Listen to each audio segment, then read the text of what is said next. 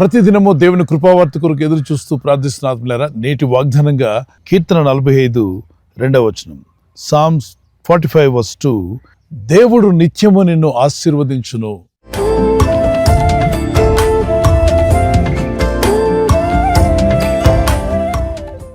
దేవుడు తన ప్రజలను ఆశీర్వదించాలని కోరుతున్నాడు. అందుకే ద్వితీయోపదేశకాండం 28వ అధ్యాయం 1-15 వచనం వరకు ఆయన కట్టడలు, ఆయన శాసనములు, ఆయన వాక్యము మనం శ్రద్ధగా విన్నట్లయితే ఈ దీవెనలన్నీ నీ మీదకి వచ్చి ప్రాప్తించును అన్నాడు. ఆదికాండం 1వ అధ్యాయం 28వ వచనంలో దేవుడు మొదటి మనిషిని కలుగు చేసినప్పుడు ఆదాము అవ్వని వారిరువురిని దేవుడు ఆశీర్వదించినని రాయబడింది. మీరు ఫలించండి, అభివృద్ధి పొందండి, విస్తరించండి అంటే మనం విస్తరించాలని ప్రభు కోరుతున్నాడు, ఫలించాలని కోరుతున్నాడు, ఆశీర్వాదానికి కారకులుగా మనం ఉండాలని కోరుతున్నాడు. నీవు ఆశీర్వదించబడి అనేకులకు ఆశీర్వాదంగా మారాలి. మీరు దీవించబడి అనేకులకు దీవెనకరంగా మీరు మారాలి. మీరు వెలిగించబడి అనేకులకు వెలుగునిచ్చేవారుగా మీరు ఉండాలని ప్రభు కోరుతున్నాడు. అయితే మీ కష్టార్జితం దేవుని చేత దీవించబడాలి.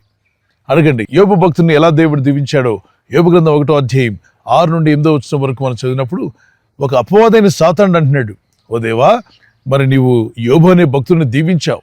ఎలాగో అంటే అతని చేతుల కష్టార్జితాన్ని మీరు దీవించుట చేత అతడు ఆ దేశంలో గొప్పవాడయ్యాడు. ఒక వ్యక్తి గొప్పవాడు అవ్వాలంటే ఆ వ్యక్తి చేసే ప్రయత్నాలు, ఆ వ్యక్తి చేసే కష్టార్జితము దేవుని చేత దీవించబడాలి. మీ కష్టార్జితం కూడా దేవుడు దీవిస్తే మీరును గొప్పవారు అవుతారు, మీరు హెచ్చించబడతారు. దేవుడు మిమ్మల్ని తలగా చేయాలనుకుంటున్నాడు కానీ తోకగా పెట్టాలనుకోవట్లా. దేవుడు మిమ్మల్ని హెచ్చించాలని కోరుతున్నాడు కానీ పడగొట్టాలని కోరట్లేదు. అలాగనే పైవానిగా ఉంచాలని కోరుతున్నాడు కానీ ప్రభు అయిన దేవుడు మిమ్మల్ని కిందవానిగా ఉంచాలని కోరట్లా. అందుకొరకు మనం చేయవలసింది వాక్యమును శ్రద్ధగా విందాం, వాక్యానికి లోబడదాం, దేవుని చిత్తం చేయడానికి మనసారా ప్రార్థనాపూర్వకంగా మిమ్మల్ని మీరు ఒక తీర్మానం చేసుకుని, దేవా, ఇన్నాళ్ళు నీకు దూరంగా ఉన్నానని క్షమించండి. అనేక మార్లు మీరిచ్చే జ్ఞానం కొరకు నేను ఆశపడలేదు, ప్రార్థించలా. నాకు తెలిసిన తెలివితేటలతో, జ్ఞానంతో నేను ముందుకు వెళ్ళడానికి ప్రయత్నించాను. అనేక సవాళ్ళలో నేను ఓడిపోతూ ఉన్నాను. ప్రభా, నాకు ఎదురయ్యే ఈ సవాళ్ళను జయించడానికి తగిన జ్ఞానం నాకు దయచేయి, తగిన సామర్థ్యం నాకు దయచేయి, వివేకము నాకు అనుగ్రహించమని ప్రార్థిస్తే ఖచ్చితంగా ప్రభు మీకు జ్ఞానమును, వివేకము దయచేసి మీరు ఎదుర్కొనేటువంటి ప్రతి సవాలు ఈజీగా జయించడానికి ఆత్మదేవుడు మీకు సహాయం చేయనుగాక. దేవుడు నిత్యము నిన్ను ఆశీర్వదించును. అవును, దేవుడు ఏదో ఒకరోజు ఆశీర్వదించడం కాదు, నిత్యము మిమ్మల్ని ఆశీర్వదించాలని కోరుతున్నాడు. మీ జీవితాన్ని, మీ కుటుంబాన్ని, మీ జాబ్ విషయంలో, మీ బిజినెస్ విషయంలో, మీ పొలం విషయంలో, మీ పిల్లల చదువుల విషయంలో, యవనస్తులైతే మీ భవిష్యత్తు విషయంలో కూడా నా దేవుడు, మన దేవుడు నిత్యము మిమ్మల్ని దీవించి ఆశీర్వదించి ఆయన నామ మహిమార్థమై మిమ్మల్ని సాక్షులుగా నిలబెట్టుకున్నాను గాక. ఒక చిన్న కీర్తన పాడుకుందాం పిల్లరా.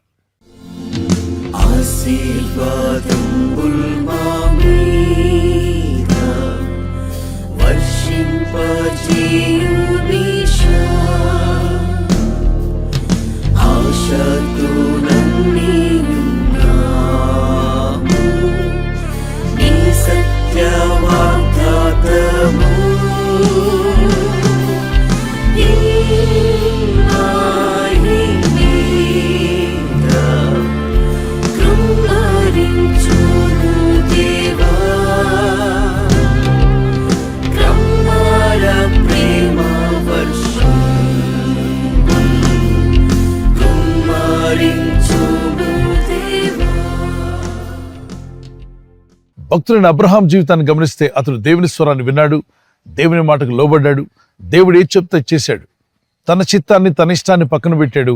దేవుడు ఏదైతే చేయమన్నాడో దాన్ని మనస్ఫూర్తిగా చేశాడు.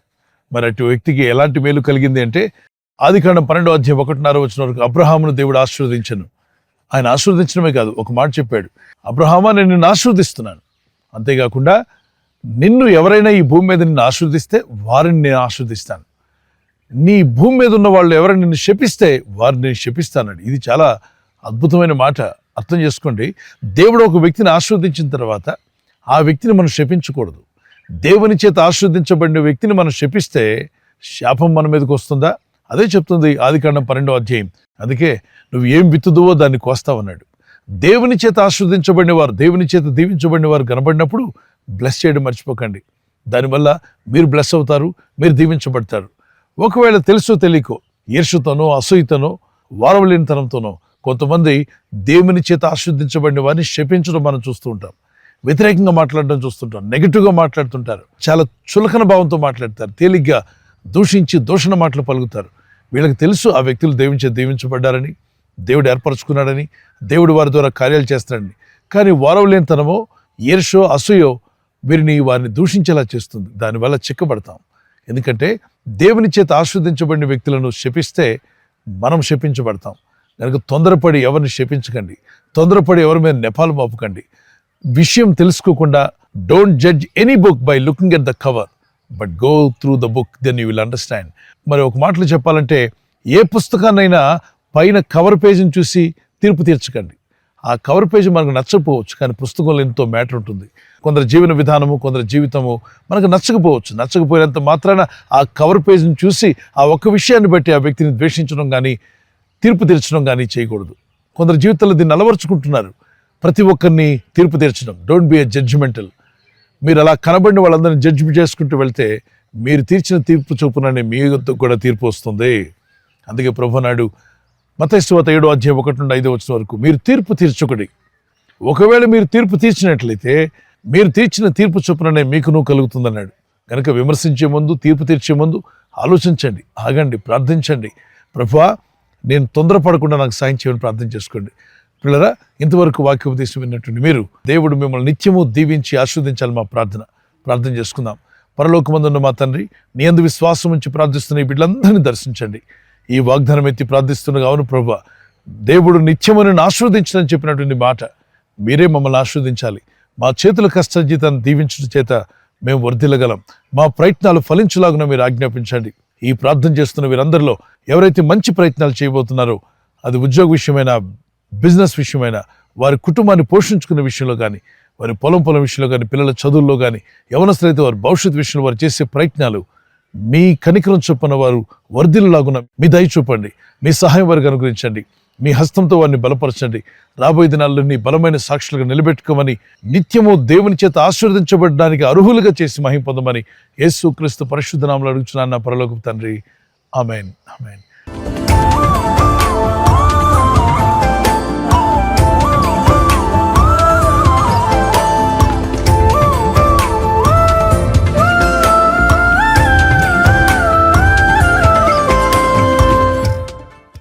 మరి బర్త్డే ఉన్న వారికి హ్యాపీ బర్త్డే టు యూ.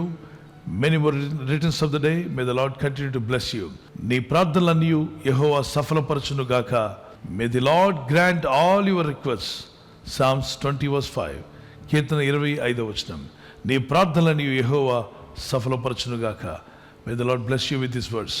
ప్రభు మిమ్మల్ని దీవించి బలపరచాలి. మా ప్రార్థన, కుమారులు, చిన్న బిడ్డలు, పెద్దవారు మొదలుకొని మరి happy birthday.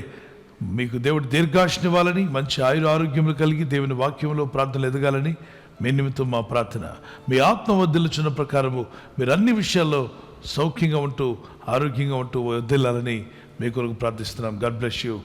Many more returns of the day. Wedding anniversary జరుపుకున్న వారికి we wish you all the best. Happy anniversary. Many more returns of the day. ప్రభు రాకడాల్సమైతే silver jubilee, golden jubilee, platinum కూడా జరుపుకునే కృప దేవుడు మీకు ఇచ్చునుగాక. యెహోవా తను ప్రేమించు వారందరినీ కాపాడును. కీర్తన 145:20. The lord watches over all who love him. ఆయన ప్రేమించు వారందరినీ ఆయన కాపాడువాడు. ఆయన ప్రేమిస్తూ ఉదయకాలం లేచి ఆయన ప్రార్థనలో ఉన్నారు కదా, ఆయన పాద సన్నిధిలో మీ ప్రేమను వ్యక్తపరిచారు. దేవుని కాపుదలు మీకు ఎల్లప్పుడూ యేసు నామములో ఉండును గాక. God bless you. భార్యాభర్తల మధ్యలో అనురాగము, ప్రేమ, ఐక్యత, దాంపత్య జీవితంలో దేవుని సహాయము, అలాగే ఒకరి పట్ల ఒకరు ప్రేమ కలిగి జీవించటకు దేవుని సహాయం మీకు కలుగును. భార్య భర్తకు లోబడాలి, భర్త భార్యను ప్రేమించాలి. ఈ 2 సింపుల్ వచనాలు మీరు పాటించగలిగితే మీ కుటుంబాలు అద్భుతంగా దేవుని ఆశీర్వాదాలతో నింపబడతారు. God bless you. ఈ ఛానల్ ను మీరు సబ్స్క్రైబ్ చేసుకోవడం వలన 2 పనులు జరుగుతున్నాయి. ఒకటి, సువార్త జరుగుతున్నది, ఆత్మలు రక్షించబడుతున్నాయి. రెండవది, పేదలకు, అనాథలకు ఈ ఛానల్ ద్వారా సహకారం అందించడం జరుగుతుంది. మనం సబ్స్క్రైబ్ చేసుకోవడం వలన అందరికీ సహాయం చేసిన వారమవుతున్నాం. ఖచ్చితంగా ఈ యూట్యూబ్ ఛానల్ ను సబ్స్క్రైబ్ చేసుకొని బెల్ బటన్ ను క్లిక్ చేయండి. మీకు వెంటనే మెసేజెస్ పంపబడతాయి.